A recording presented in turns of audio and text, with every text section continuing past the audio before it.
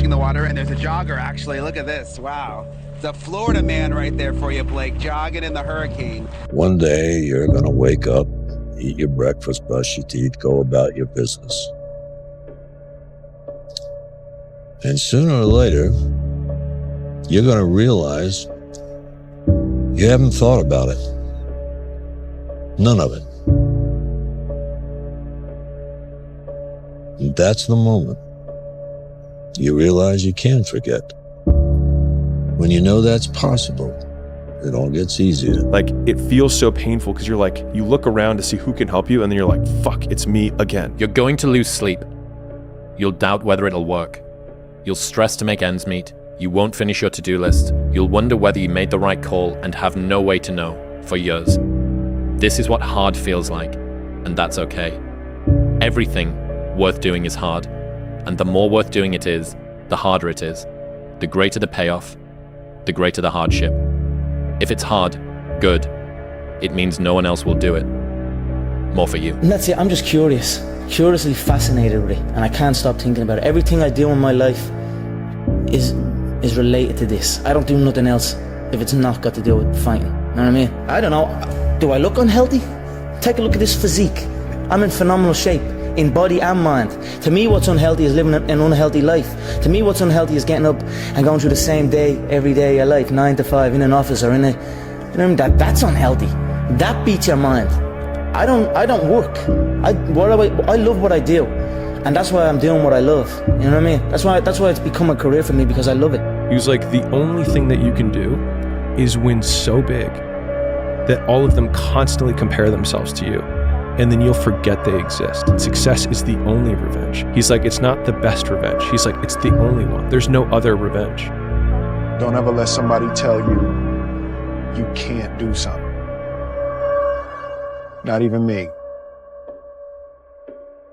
All right? All right.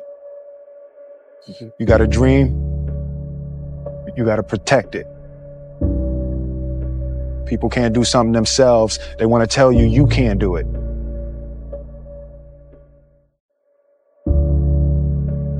You want something, go get it.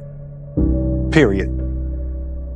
And that means the harder it is, the bigger the dragon, the more epic the story, and by consequence, the more epic the hero. If you think about the difference between winners and losers, winners define themselves by what they made happen, and losers define themselves by what happened to them. I figured out the message. One word.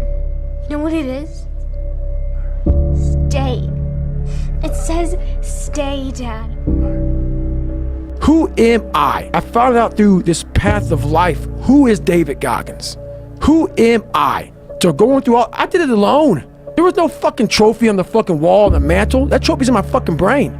No one helped me get there. No one paid my fucking bills. No one did shit for me. No one ran those fucking miles, lost that fucking weight, went through it. I suffered on my own and developed this man who said, it's who I am, man. That's important, man. And most people struggle their whole life to find out who they are. Struggle their whole life to find out what defines them, what they actually enjoy and what they don't. You start putting yourself in situations that suck, you'll find yourself. It's the only way to find yourself. I hate negative people. If you're negative, you gotta get away from it. If I have an idea, the first thing you want to talk about is the problems with it, then we got an issue. There's a time to talk about problems, but not while I'm dreaming. When you're built different than everybody else and you have this desire for more and this desire for achievement and this desire to win, everybody else looks at you like you're fucked up. But if there's one piece of advice I can give to anyone that's watching this video, it's stay fucking delusional. Understand that you're no different from anyone who is living your current dream life and that you're fully capable of doing it yourself. Let's stop this thing. No, I gotta prove it. Prove what? I'm not a mistake. I've trained 99% of my life alone. No one pat me on the back. I did all of the work alone. David Goggins goes, we had nobody anyway, motherfucker. Look around you. There was no fucking team. It was you. There was no weight loss program or mom and dad waking you up saying you can do it, you can be better, trying to build belief. You built belief when you had nothing. Rock bottom. He's hooking. Damn, Ron, come on! What's the matter with you? Tomorrow. There is no tomorrow. There is no tomorrow. In the end, I don't care whether you love me or you hate me, just as long as I win. How do you do that? How do you predict these if you can see it here, and you have the courage enough to speak it, it will happen. You don't feel like working out? It doesn't matter. It doesn't matter that you don't feel like working out. It doesn't matter. It's not part of the calculation. Discipline overrides that. You need to let discipline be your guide, not how you feel. The superpower of learning to be alone and enjoying it. Yeah. Yeah. Well, I think it's critical, and I do think that these times where you just think about things, just be alone and think about things, are so rare these days.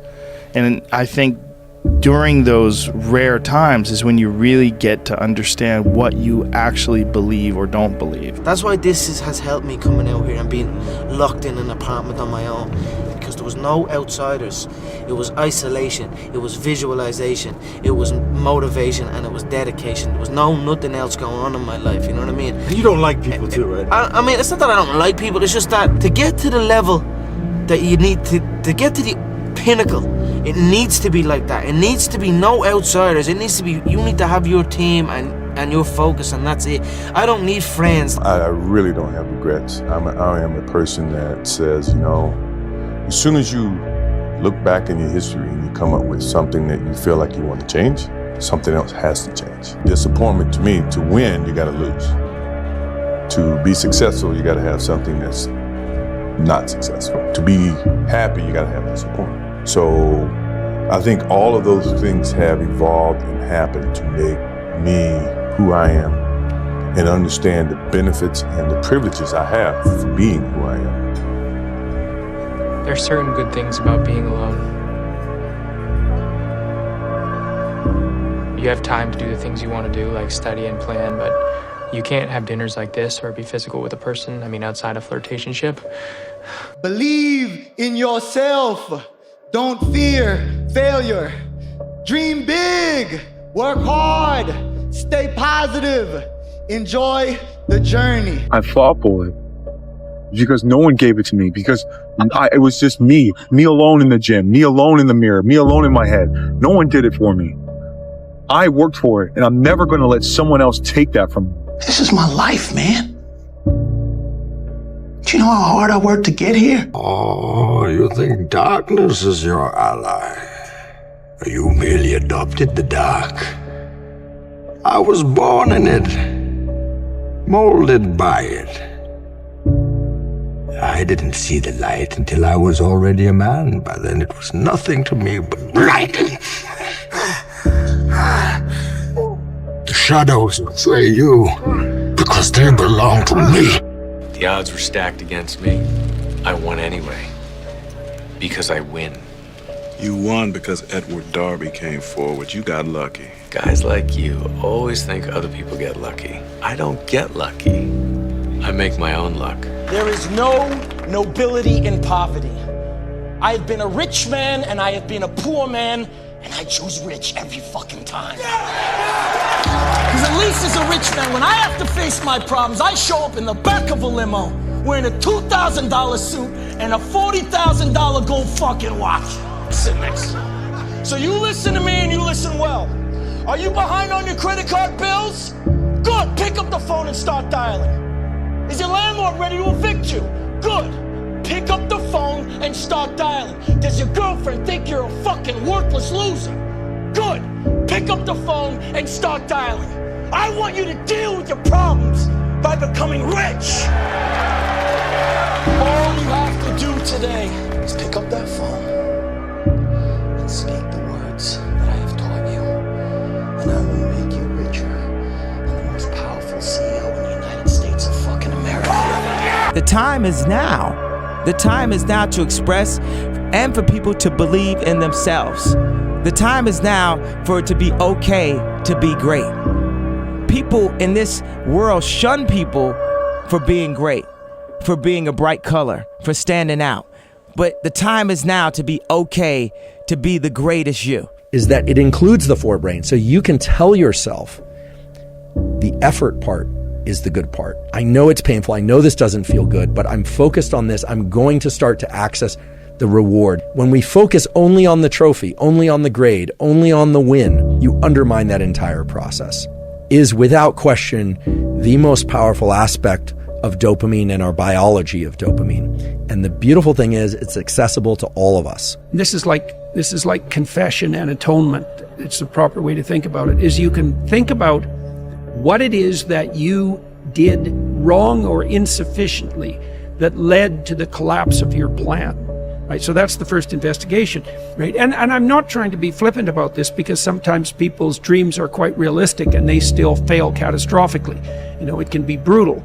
You know, maybe you did make a lot of good decisions and you suddenly got ill, or someone in your family did, and everything went to hell on you. It doesn't have to be because you've done something cardinally foolish that you fail. You know, it's built into the structure of the world. But it doesn't matter. You can also retreat into yourself and you can say something like, all right, I need to retool my conception of strategy, but also potentially my conception of goal. You know, maybe I'm looking in the wrong place. Maybe I have to look somewhere else. What did I do that wasn't as good as it could have been? And where did I fail to look so that the probability of my failure was higher? Now, to ask that question, you have to want the answer. That's what it means to knock or to ask or to seek. This is no joke. It's like you have to want to know. And it's a very painful thing to do, because especially if you had given it your all to the degree you were able, and you have reason to be bitter, you're going to be searching for the errors that you still made. And discovering your own errors is always extremely painful. And so you have to be willing to strip yourself down. That's what humility means fundamentally.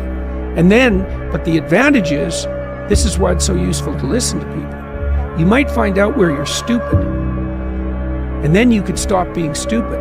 And so one of the reasons you confess your sins, let's say, is because you want to discover where you're insufficient. Now, it's painful. You know, it's painful to encounter an impediment in the form of someone else's opinion that might show you where you're blind and ignorant, or willfully blind even. But the advantage to that is you can rectify the error, and then as you move forward, you're stronger. So there's a gospel statement that's very relevant to this. So Christ tells his followers that if they knock, the door will open. If they ask, they'll receive. And if they seek, they'll find. Person and work and get to the top of whatever it is that you want to get to the top of. You know, and stand up for yourself. Be a bit of a light on the world instead of a blight. You know? And you can tell young people that, and they haven't been told that by anyone now. And yeah, it might. So why don't you go do it? That's what the damn universities were supposed to be teaching people, and they've forgotten that. If you don't fail, you're not even trying. My wife told me this great expression. To get something you never had, you have to do something you never did. Is that hard times create hard men. Hard men create soft times. Soft times create soft men. Soft men create hard times. Les Brown's a motivational speaker. He made an analogy about this. He says, imagine you're on your deathbed, and standing around your deathbed are the ghosts representing your unfulfilled potential. The ghost of the ideas you never acted on. The ghost of the talents you didn't use. And they're standing around your bed, angry, disappointed, and upset. They say, we came to you because you could have brought us to life, they say. And now we have to go to the grave together. So I ask you today, how many ghosts are going to be around your bed when your time comes? The hardest thing in life is figuring out who you are and what you want to do for the rest of your life. And once you figure that out, you wake up every day and you work toward it. It's impossible for you to fail if you know who you are, what you want to do, and you wake up every day and work toward it. When I seen that Bentley at the boxing gym and I seen that diamond Rolex, I said, I want that. And I knew what it took. So I know when my opponent is asleep, I'm out there at 4 or 5 in the morning, chopping trees, working, to this day. Because I can retire today. I'm well off, very comfortable. But I got the will to win. Work, work, work, work, work. No results, but I'm a little bit better. Work, work, work, work, work. Work, work, work, work. No results, but I'm a little bit better. Work, work, work, work, work. No results, I'm a little bit better. Work, boom, just got paid. I just got paid. And it looks like overnight success. Yeah. It's like, oh shit, it happened in a year. No, bro. Sacrifice temporary fun for permanent dreams, or sacrifice your permanent dreams for temporary fun. Those times when you get up early and you work hard, those times when you stay up late and you work hard, those times when you don't feel like working, you're too tired, you don't want to push yourself, but you do it anyway. That is actually the dream. When they saw me in the gym in the pumping iron days, they said, why is it that you're working out so hard? 5 hours a day, 6 hours a day, and you have always a smile on your face. The others are working out just as hard as you do, and they look sour. And I told people all the time, I said, because to me, I'm shooting for a goal. In front of me is the Mr. Universe title.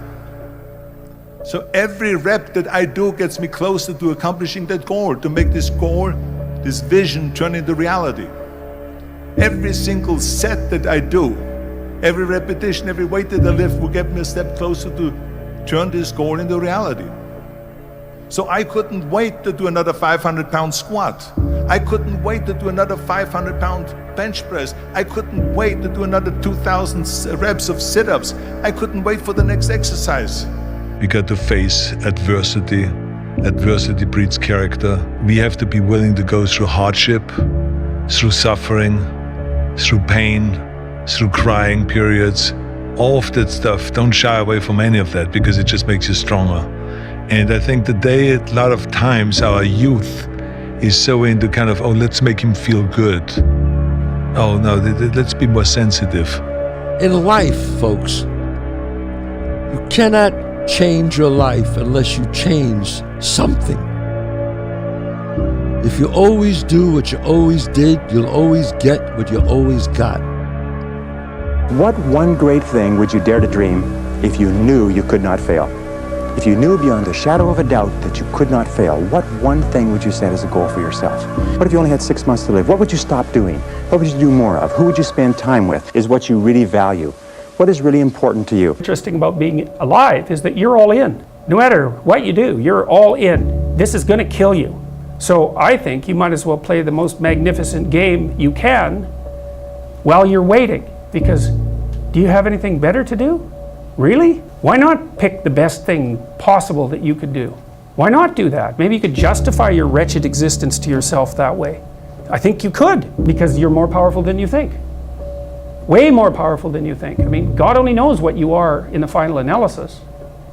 You're blind to your own weaknesses, but you're also blind to your own strengths. And then it would be better for the community. It's like, how far could you take that?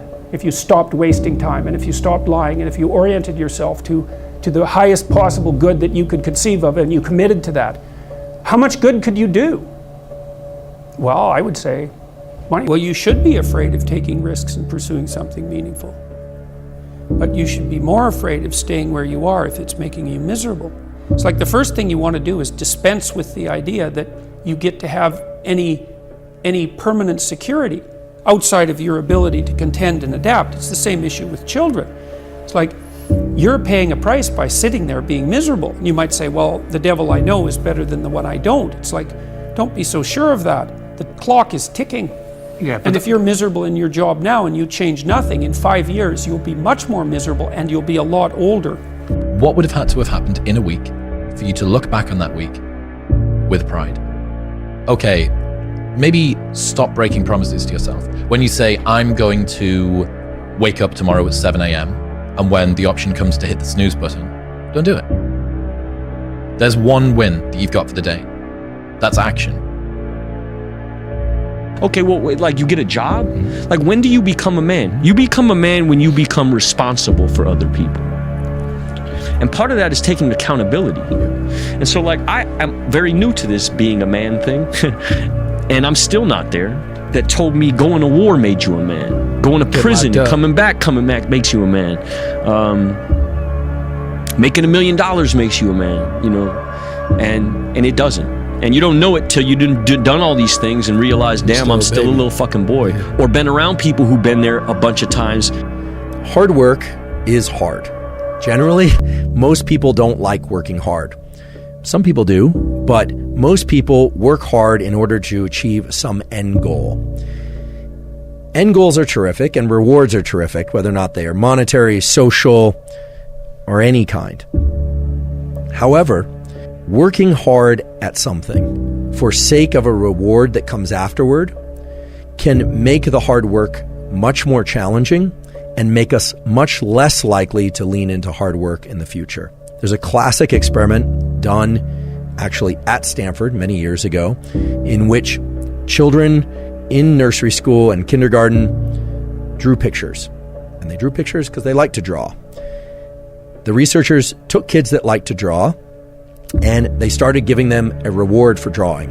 The reward generally was a gold star or something that a young child would find rewarding.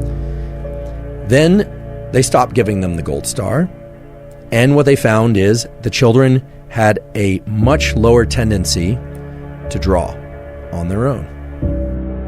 What would have had to have happened in a week for you to look back on that week with pride? Maybe stop breaking promises to yourself. When you say, I'm going to wake up tomorrow at 7 a.m., and when the option comes to hit the snooze button, don't do it. There's one win that you've got for the day. That's action. If you had a friend and every single time that you and your friend decided that you were going to go out for dinner, that friend either showed up 2 hours late or didn't show up at all, you would stop trusting that person. That is the relationship that you have with yourself. Yeah, people only root for those who don't need to be rooted for. Like, I've made huge developments while I was staying up until 4 in the morning, 5 in the morning running a nightlife business.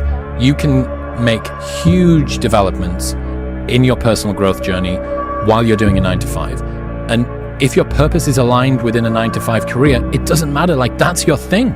Just lean into it, enjoy that. And all of the guys that don't know when they're supposed to start or when they're supposed to stop, or they've got to be the taskmaster, or they don't know what they're supposed to do today, and they don't get holidays, and they don't get all of that, you don't have to worry about any of that. There are tons of advantages of having a 9-to-5. And if you're enjoying it and your purpose is aligned with it, nail the self-development on an evening time. Make sure that you lock into a hard routine, and you're going to have a great time. So I'm genuinely envious of people that have great 9-to-5s where their purpose is aligned to it, especially if they've got a lot of oversight and structure, because it takes all of the pain. I did a video ages ago. You might even be able to find it. I can't remember what it was called. Something like 10 reasons to not start your own business or something like that. And it was about precisely this, that it's not all it's cracked up to be, to go and work for yourself. So, I don't know, the disparaging of 9-to-5s, I'm not on board with that. Is it possible to be world-class whilst having fun? That's the question for me this year. It may be that in order to be world-class, fun has to go out the window. And if that's the case, it'll make me sad, but it's whatever, like that's a price that you perhaps need to pay. But I'm really trying to do this. So what brings me joy? Hanging out with my friends, being outdoors, doing new things, visiting new places, going for good food, especially in different, like adventure and novelty for me are very invigorating. It's also a great way to make time slow down. When people say, I can't believe how quickly this year's gone, what they mean is I don't remember the days that have gone so far in this year. One of the best ways that you can slow this down is to add more memory units, and memory units are highly derived from how much novelty there's been. If you drive the same route to work every day for 3 years, that's basically 1,000 journeys that's condensed down into one memory, unless there's one day in particular where it was rainy and you skidded, or you were involved in a car crash, or someone gave you a phone call and told you that you got a raise or whatever. Like, you'll remember those. But because it's always the same thing, it just gets condensed down into essentially one memory. So trying to vary and add as much novelty in as possible is very good. As the world has become so comfortable, we're having to go out of our way to actively seek discomfort. We inject it into our lives. We artificially inseminate it. People, every time that you achieve something, what you're doing is positing a new minimum bar which you have to get over, right? Fantastic. I've just done this many plays or made this piece of art that's sold for a particular amount of money or whatever. How exciting. And almost immediately there is this sort of like post-coital realization that, oh my God, that's the new bar for my best performance. That's really high. That means I now need to be even better at my next thing. And And someone recently won the largest lottery in history, a $1 billion lottery. Someone just won that. From a life trajectory perspective, that's potentially one of the most disastrous things that you could have happen to you. Because how are you ever going to have a better day than the day you woke up and found out that you'd won $1 billion? The argument is a slow success strategy would be to purposefully try and drag out the wins that you have. Habits are hard to break, man, and the habit of not doing things is unbelievably difficult to get past. It's one of the problems with anyone that listens to your show or my show. You will love being cerebral, right? You will love the idea that I can use cognitive horsepower to just get myself out of problems. And there is a case of learning as masturbation, right? And believing that learning about something is the same as enacting it, and it's not. That's why it has to be action first. A quote from one of my friends that he uses when he's thinking about a concept is, does this grow corn? Basically, is it useful? Tell me how I can use this in my life. Does it grow fucking corn, right? It's this beautiful sounding concept, cognitive bias that helps me understand the way that my brain works and my relationship with everybody else. How do I use that in my life? Give me something to apply it to. And that's why with the confidence thing, choose promises that you will never break to yourself. I'm going to get up on time for the next month.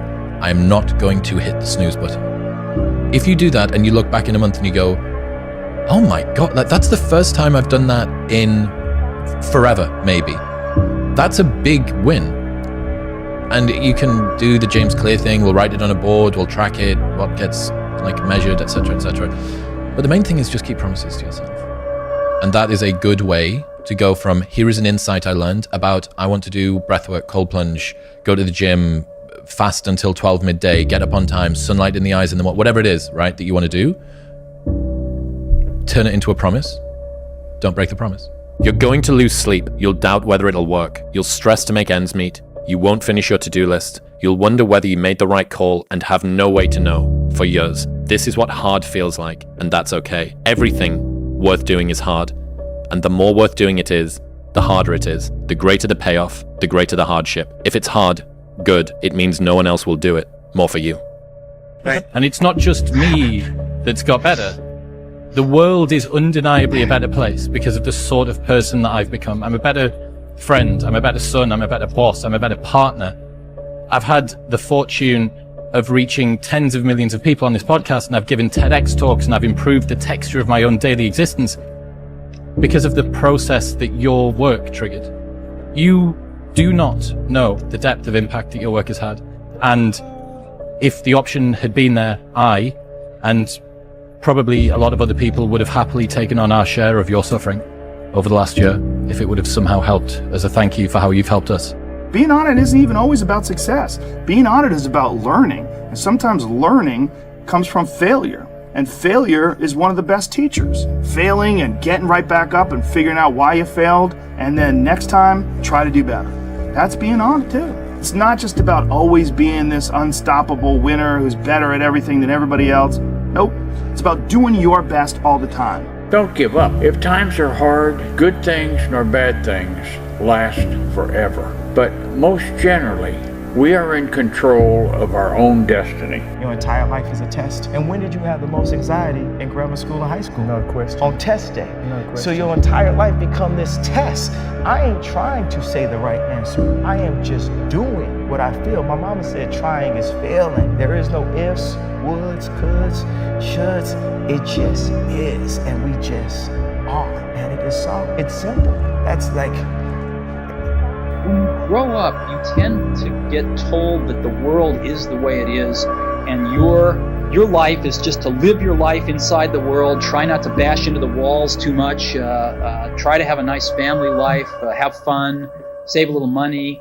But life, that's a very limited life. Life can be much broader once you discover one simple fact, and that is everything around you that you call life was made up by people that were no smarter than you. Is to shake off this erroneous notion that life is is there and you're just going to live in it, versus embrace it, change it, improve it, make your mark upon it.